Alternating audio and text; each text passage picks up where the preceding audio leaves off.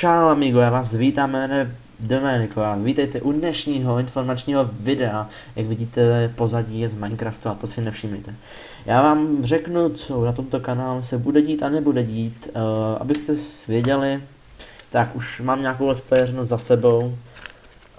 Měl jsem kanál se 183 odběratelema, jenže jsem tam docela nějakou dobu natáčel a koukalo se na nás tak 50 lidí, což je podle mě málo, takže na tomto kanálu nebudu dělat takovéhle chyby a budu natáčet aktivně, budu se snažit obden, maximálně třeba ob 2 dny, ale to ne.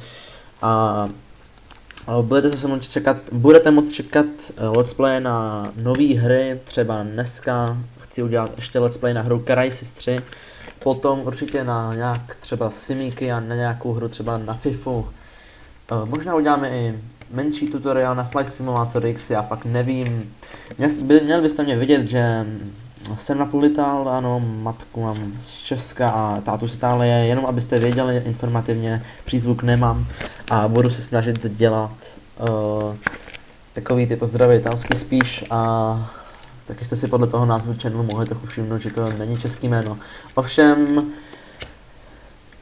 teda na tomto kanále budete moct vidět nové hry, ale občas si samozřejmě můžeme zahrát i nějakou starou 2D hru klidně, Wolfenstein 3D. Nevím, prostě něco si zahrajem, ale abyste věděli, úplně nováček fakt nejsem, už jsem natáčel nějakou dobu, jenže udělal jsem pár chyb na tom channelu a to se budu snažit tady vymazat. Takže jo, já se s váma těším na příště a pokud se vám to líbilo, nezapomeňte dát like, odběr a komentář a to potěší a čau.